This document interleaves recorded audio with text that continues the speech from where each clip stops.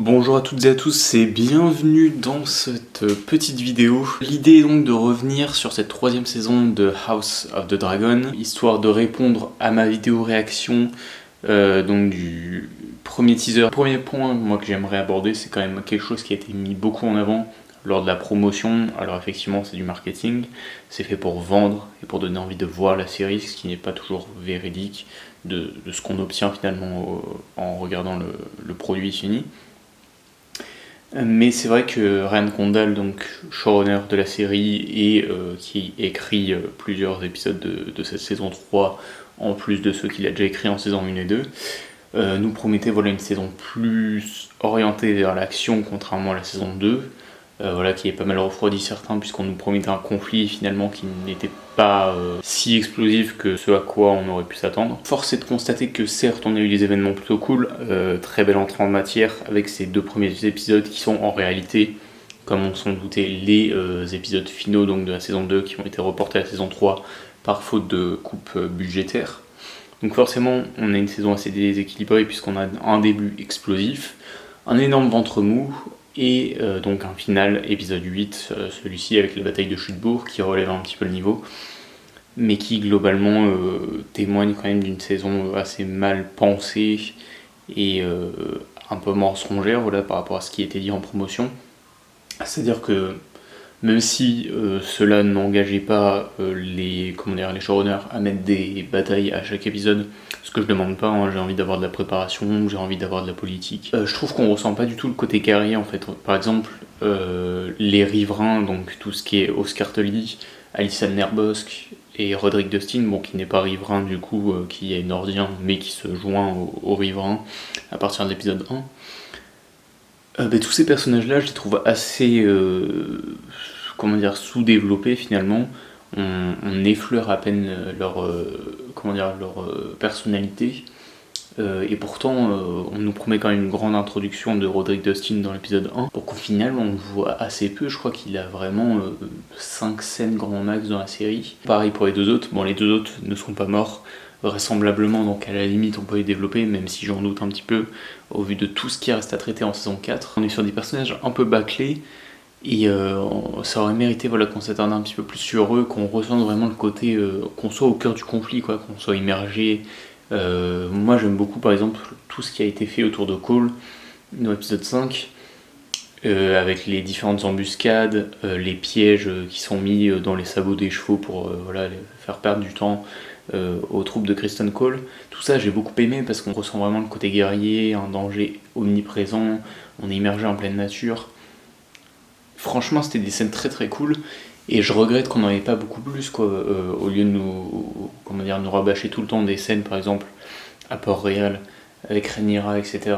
Quelque chose qu'on a beaucoup eu déjà à Père-Dragon, et le fait de changer de lieu ça change pas énormément de choses parce qu'en fait on se retrouve toujours avec les mêmes conversations en boucle avec Alicent notamment. Et pareil pour toutes les scènes aussi avec Aemond à Reynaud, c'est le même problème en fait que la saison précédente, même si on n'a pas de vision.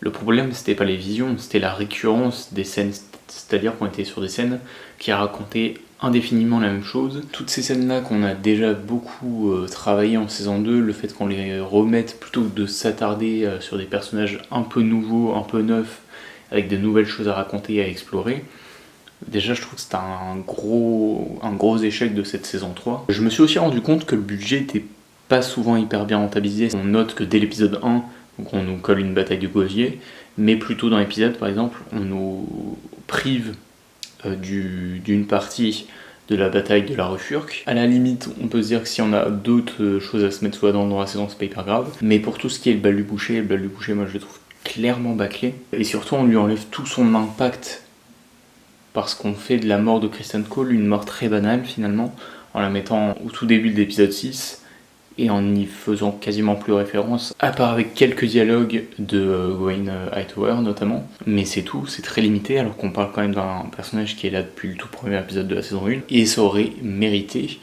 que donc cette scène-là du bal du boucher soit placée à la limite à la fin de l'épisode 5, un épisode qui est assez nihiliste, qui est très poisseux, etc. Où on voit déjà Cole abandonner complètement toute raison de vivre. C'est pas la seule mort finalement, parce qu'on a aussi celle d'Otto dans l'épisode 2. Déjà le personnage sort de nulle part. Il était parti dans l'épisode 2, il me semble qu'on l'avait vu dans le 3e, j'ai un doute. Et on l'avait revu dans le 8e, où on comprenait qu'il était dans une cellule sans savoir où. Et le fait que pour les besoins du scénario, finalement, il apparaisse ici pile au moment où Rhaenyra arrive et prend Port-Réal, je trouve déjà que c'est un peu facile. Pareil, en fait, c'est une mort très très bâclée, c'est-à-dire qu'il a quelques lignes de dialogue, mais on ne sait pas ce qui s'est passé, du pur gâchis de personnage. Pareil dans l'épisode 8 avec Elena, même si on a bien mis en place tout le setup justement pour expliquer sa folie, etc.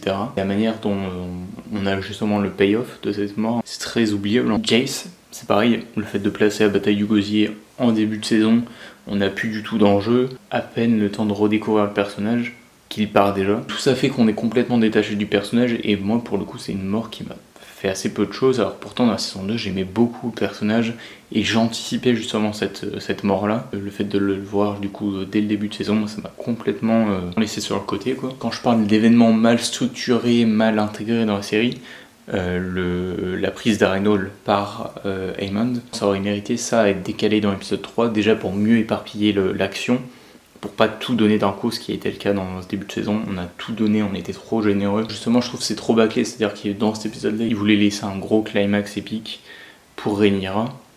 Et donc, ils ont complètement bâclé cette prise d'Arenol, cette mort de Simon Fort, qui était quand même un personnage assez récurrent de la 2e saison, qui avait bâti une vraie alchimie avec Daemon, etc. Je trouve que c'est une autre mort multipliée à d'autres, qui n'a que très peu d'impact finalement. Et concernant une mauvaise utilisation du budget, voilà, le fait de prendre comme excuse qu'ils n'ont pas forcément assez d'argent par exemple pour montrer tous les événements, je pense à la rue Furc, je pense à la berge du lac, je pense au bal du boucher qui est à peine montré. Tous ces événements là du livre qui ont plus ou moins d'importance, mais qui en tout cas sont ancrés dans le lore de Feu et Sang, sont délaissés au profit de scènes complètement inventées et complètement inutile en termes de dramaturgie pure. Je pense notamment à cette scène dans l'épisode 7 avec tous les dragons, donc Caraxès, Syrax, Fumée des mers et donc Voleur de moutons. Ce combat-là, pas du tout beau esthétiquement, voilà, dans la nature, sans aucune mise en valeur, quoi que ce soit, une photographie très plate, très peu inspirée, sans rapport d'échelle vraiment bien établi. Je comprends pas trop, surtout qu'au final, ce qui se passe dans cette séquence n'a aucune conséquence puisque tout le monde s'en sort, même Voleur de mouton où on aurait pu supposer qu'il allait mourir ou quoi, même pas. C'est beaucoup d'argent dépensé parce que ça prend beaucoup de temps de produire donc, une telle qualité de CGI pour faire des dragons aussi propres, etc. C'est vraiment dommage. Ça aurait mérité que ce soit revu et supprimé et donc remplacé par des batailles plus importantes, quoi. La photo, je la trouve très grise dans cette saison par rapport aux 2 premières. Il y a très peu de moments où on a de la couleur, de la vie, etc. dans les plans. Peut-être pour donner plus cet aspect dramatique et guerrier, et donc que la guerre, voilà, c'est mauvais. On enjolive très peu la guerre. Le problème, c'est juste moche. Voilà, honnêtement, c'est très moche. Il y a des films qui utilisent très bien la photo, une photo grise, The Road, le film post-apo avec Viggo Mortensen. Là, la photo grise est très bien justifiée, très bien utilisée, c'est magnifique. 1917 aussi, à des moments, je crois, avec une photo grise. Tous ces films-là utilisent une photo grise d'une manière intelligente et originale. Là, c'est pas du tout le cas, à cause de ce filtre gris qui enlève toute émotion, toute splendeur à n'importe quelle séquence. Là où la série voulait être épique comme elle ne l'a encore jamais été, en proposant des séquences renversantes de dragons, de batailles navales, de sièges, etc. Tout ça tombe à l'eau à cause d'une photo plate et pas du tout pensée. La CGI, elle a jamais été aussi visible. Le nombre de plans, je pense à Arenol, où on voit mais les fonds verts à des kilomètres, les incrustations, il y a ce plan horrible, c'est Alicent qui a un balcon et qui regarde Aemond lorsqu'elle arrive pour le tuer. Les CGI, même sur ces moments simples, entre guillemets, à faire, n'ont jamais été aussi visibles. Pareil pour le gosier, ils mettent beaucoup de brouillard, ça fait très cache-misère, alors que justement on est censé avoir des moyens, puisque c'est justement la raison pour laquelle la bataille a été décalée de la saison 2 à la saison 3, le fait qu'il n'y ait pas assez de moyens. Chute bourse pareil, même si globalement ça va, il y a quand même des plans où ça se voit beaucoup. Moi je pense à un plan où Hormoon se fait tuer par Dustin, ce plan est horrible, je sais pas ce qui s'est passé. Et ça c'est que des exemples parmi tant d'autres, hein. Il y en a beaucoup. Hein. Concernant les intrigues un peu what the fuck et complètement inutiles, toute l'intrigue autour de Voleur de Mouton et Rhaena, quitte à faire ce qu'ils en ont fait dans cette saison 3, autant supprimer le dragon, quoi. Affaiblir la symbolique de la mort de Jace, donc en faisant un malentendu avec l'arrivée de Voleur de Mouton en plein milieu de la bataille, ça perd toute la symbolique de la mort de Jace et de son sacrifice qui est montré dans le livre. Même les séquences de Rhaena au Val, je crois qu'il y en a 3 ou 4, qu'est-ce qu'elles sont répétitives. De toute façon, Jane Eyre, je trouve que c'est un personnage, ils n'ont jamais su quoi en faire depuis sa première apparition dans la saison 2. Quoi. On n'a ni de la sympathie, ni de la haine pour ce personnage, on ressent rien du tout, il est très fade. Et tout ce qui est créé justement avec ce personnage et avec celui de Rhaena, un personnage aussi qui avait beaucoup de mal à mettre en valeur dans les 2 précédentes saisons. Donc là, ils se sont dit, on va lui donner l'intrigue donc de Horty, un personnage du livre. On aurait pu se dire qu'avec Daemon, il y aurait quelque chose à creuser, même pas. Et au final, voilà, elle se retrouve juste enfermée à Port-Réal à la fin de l'épisode 7. Très déçu de cette intrigue-là, qui prend beaucoup trop de place pour rien et qui n'aboutit à rien. La série a le droit de tracer sa propre route, à condition que ce soit intéressant et cohérent vis-à-vis de la série elle-même, ce qui n'a pas toujours été le cas. Concernant cependant des bons choix de déviance par rapport au livre, Gwen, le fait de l'avoir laissé en vie, de le faire revenir à Chute-Bourg, c'était un très bon choix, une très bonne idée. C'est de loin l'un des personnages les plus intéressants de cette saison 3. Daeron, même si son impact dans l'épisode 8 est très faible, au moins depuis le temps qu'il a été teasé, on comprend voilà, le côté double jeu, le fait qu'il est sous l'emprise d'Ormond. On apprend que c'est un gars très intelligent, très conscient de ce qui se passe autour de lui lorsqu'il a l'occasion d'en parler avec Gwen, en espérant que tout ça ne soit pas bâclé en saison 4. La relation de Beyla aussi avec les 2 frères, ça n'aboutit à rien. Une saison doit avoir un début et une fin cohérente au service d'une plus grande intrigue. Et là le problème c'est qu'il y a tellement de choses qui sont laissées en plan, dont cette relation-là. Évidemment, le gosier, plutôt décevant, voilà. T'as l'impression qu'ils veulent tout montrer à la fois. Il faut à la fois montrer le duel entre Corlys et Loar qui s'écarte du reste des autres navires. Ce qui se passe là-bas, pendant qu'eux se battent, il faut le montrer aussi. On va couper cette partie-là de la bataille pour retourner là-bas. Là-bas, c'est le même endroit où il y a Jace et Beyla qui interviennent.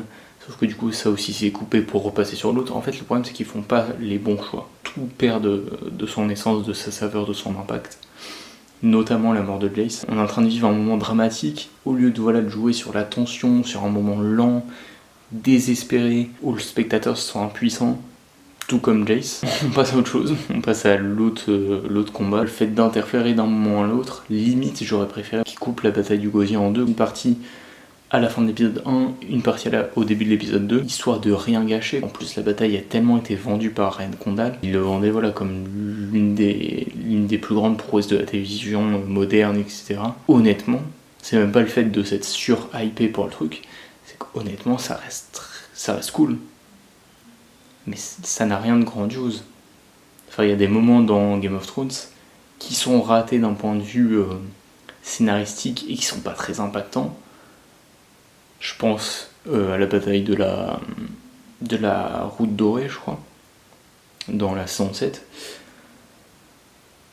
qui même si elle a des tas de défauts, reste au moins un peu épique et envoie en termes de spectacle. Et malgré tout, une bataille qui a été moins mise en avant, donc Chute-Bourg, reste plus efficace. Il y a toujours des défauts et beaucoup de déviance par rapport au livre qui perdent en dramaturgie. Le fait de les faire charger comme ça, comme des bêtes assoiffées de sang, pareil, ça marche très bien. Daemon en général, la cavalerie avec Oscar Tully et Alicent Nerbosque, tout ça marche vraiment bien. Le duel en mode boss final de jeu vidéo entre Jon Roxton et Daemon, ça marche bien aussi. Je trouve que Chute-Bourg s'en sort mieux alors qu'elle avait moins été hypée.